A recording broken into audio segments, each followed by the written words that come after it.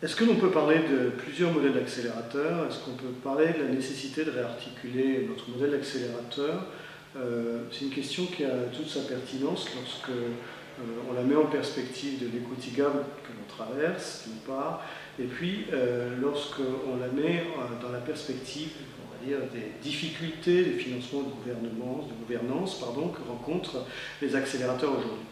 Alors, pour être un petit peu cartésien, entre guillemets, on peut aujourd'hui peut-être classifier les accélérateurs en trois modèles. Il y a un premier modèle qui s'appelle qualifié d'Involved Investor Model à l'anglo-saxonne, c'est des entrepreneurs qui créent un accélérateur pour investir dans une série de startups. Jusque-là, c'est tout à fait simple.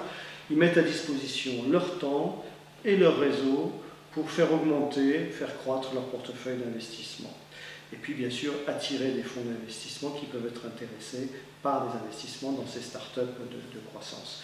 Alors, les problèmes inhérents à ce type de modèle, ils sont de plusieurs ordres. Premier problème, c'est peut-être un problème pour les mentors qui est de tenter d'assembler un portefeuille d'investissement assez conséquent, mais dont il faut s'occuper. Et c'est un métier peut-être différent de celui de l'accompagnement des entreprises concernées. La deuxième chose, c'est que cette tentation peut être liée également à la volonté d'engranger davantage de management fees, qui peut poser un problème, notamment dans les pays anglo-saxons.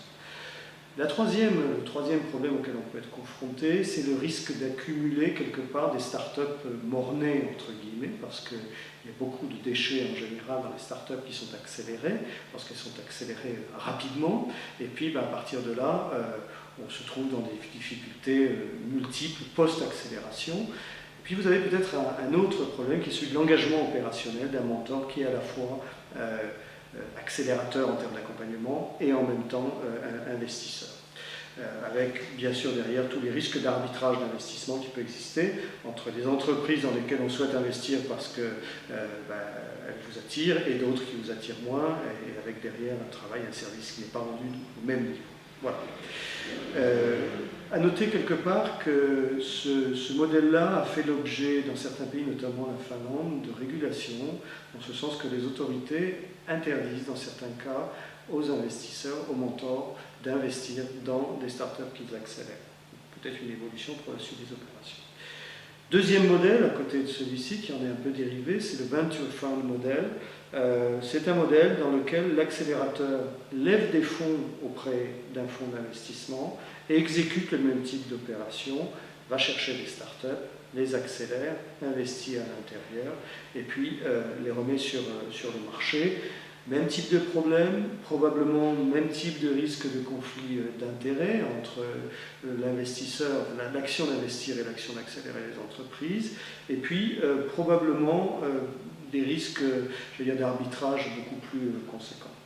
Troisième modèle qui lui est assez intéressant parce qu'il est peu répandu, peut-être en raison de sa profitabilité moindre, ce sont les accélérateurs tout entrepreneurs, ce sont les accélérateurs qui sont liés directement à leurs entrepreneurs, en ce sens qu'ils ne sont ni des fonds d'investissement, ni des fonds d'amorçage.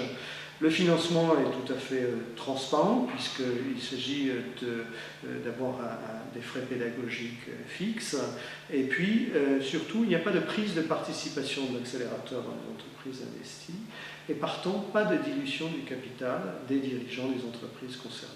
Et évidemment, vous l'aurez bien noté, pas de conflit d'intérêts, pas de risque d'avoir à arbitrer entre les entreprises dans lesquelles on investit, en l'occurrence on n'investit pas dedans, et des entreprises qu'il faut accompagner. Voilà, c'est l'essentiel sur ces trois modèles. Donc le modèle d'accélérateur tout entrepreneur qui est celui dont je viens de parler, le modèle du Venture Fund modèle où on fait appel à un fonds d'investissement, et puis le premier modèle qui est l'Involved Investor Model, où là on est dans une mécanique classique. Voilà, trois modèles sur lesquels on peut parier quelque part qu'il y aura un certain nombre d'évolutions à terme, les deux premiers pouvant poser parfois quelques difficultés qui ont été évoquées, et puis parfois également des difficultés de financement parce qu'il y a peut-être un petit aspect loterie sur les investissements à réaliser qui n'existe pas forcément dans le dernier modèle.